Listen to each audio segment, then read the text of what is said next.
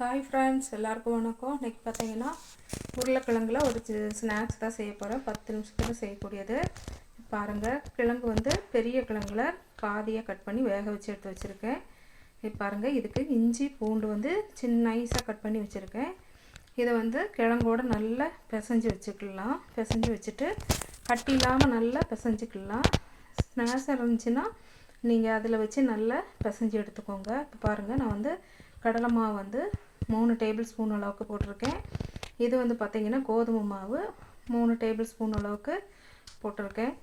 அதுக்கப்புறமா அரிசி மாவு வந்து 2 டேபிள் ஸ்பூன் அளவு போட்டு, உப்பு, சில்லி ஃப்ளேக்ஸு, காயத்தூள் இதெல்லாம் போட்டு, உப்பு பார்த்திங்கன்னா அதுக்கு சோடா உப்பு லைட்டாக போட்டு எல்லாம் இது சில்லி ஃப்ளேக்ஸு, கரம் மசாலா கொஞ்சமாக, சாட் மசாலா இருந்தால் கூட போட்டுக்கோங்க.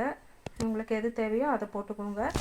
போட்டு நல்லா பிசைஞ்சிட்டு இதுக்கு தேவையான அளவு கொஞ்சம் கொஞ்சமாக தண்ணி ஊற்றி நம்ம வந்து பிசைஞ்சிக்கலாம். இதில் கிழங்கு இருக்கிறனால ஃபஸ்ட்டில் நல்லா மாவு பிசைஞ்சு எடுத்துகிட்டு அதுக்கப்புறமா நம்ம கொஞ்சம் கொஞ்சமாக தேவையான அளவு தண்ணி ஊற்றிக்கலாம். இப்போ இவ்வளவுக்கும் பார்த்திங்கன்னா இந்த கப்பில் வந்து அரை கப்பு தண்ணி தேவைப்பட்டுச்சு. நல்லா பிசைஞ்சு ஒரு 10 நிமிஷம் மூடி வச்சிடலாம். மூடி வச்சுட்டு கொஞ்சம் ஊறினதுக்கப்புறமா நம்ம வந்து நல்லா எண்ணெய் சூடாக்கிட்டு சுட்டு எடுத்துக்கலாம். நம்ம வந்து காயப்பொடி போட்டிருக்கேன், உங்களுக்கு தேவைன்னா போட்டுக்கோங்க. இது கூடவே வெங்காயம் போடுறதா இருந்தாலும் அது ஆப்ஷனல் தான். உங்களுக்கு வெங்காயம் போடுறதா இருந்தாலும் இதில் போட்டுக்கலாம், இல்லை சோம்பு போடுறதா இருந்தாலும் போட்டுக்கலாம். நான் வந்து இதெல்லாம் போடல. இப்போது இந்த மாதிரி இந்த அளவுக்கு வந்து நான் வந்து பிசைஞ்சு வச்சுருக்கேன். 10 நிமிஷம் ஊறட்டும். இப்போ நம்ம எண்ணெய் சூடு பண்ணியாச்சு. பாருங்கள், அதில் கொஞ்சமாக போட்டிருக்கேன், அப்படியே மேலே பொரிஞ்சு மேலே வந்துருச்சு. இதுதான் பக்குவம். எண்ணெய் சூடாயிருச்சு அப்படிங்கிறதுக்கு.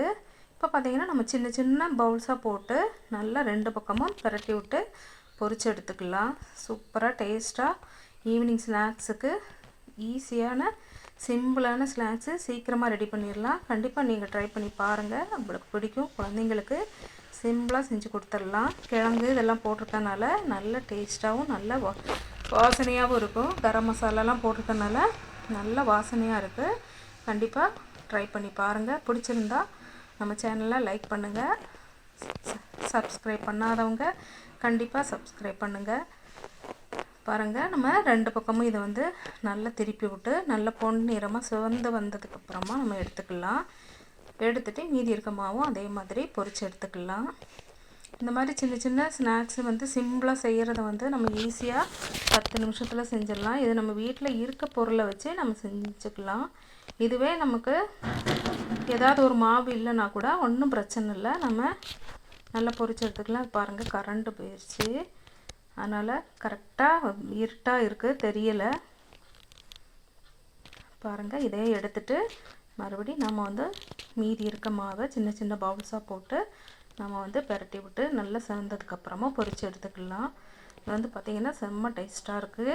கண்டிப்பாக எல்லாருக்கும் பிடிச்சிருக்குன்னு நினைக்கிறேன். பிடிச்சிருந்ததுன்னா கண்டிப்பாக உங்கள் கருத்துக்களை வந்து கமெண்ட் பாக்ஸில் சொல்லுங்கள். எந்த கமெண்டாக இருந்தாலும் சந்தோஷம்தான், கண்டிப்பாக தெரியப்படுத்துங்க. பாருங்கள், இதுவும் நல்லா சிவப்பாக செவந்து நல்லா பொன்னிறமாக வெந்துருச்சு. சூப்பராக இருக்குது. ட்ரை பண்ணி பாருங்கள். இந்த பாருங்கள், நல்ல மேலே வந்து கிறிஸ்பியாக உள்ள சாஃப்டாக இருக்குது. ட்ரை பண்ணி பாருங்கள். பிடிச்சிருந்தால் லைக் பண்ணுங்கள், ஷேர் பண்ணுங்கள், சப்ஸ்கிரைப் பண்ணுங்கள். இது வரைக்கும் சப்போர்ட் பண்ண எல்லாருக்கும் ரொம்ப ரொம்ப ரொம்ப நன்றி. கண்டிப்பாக பிடிச்சிருக்குன்னு நினைக்கிறேன். பாருங்கள், சூப்பராக இருக்குது. இந்த அளவுக்கு சாஃப்டாக மேலே கிரிஞ்சியாக இருக்குது, சாஃப்டாக இருக்குன்னு பாருங்கள். எல்லாருக்கும் நன்றி.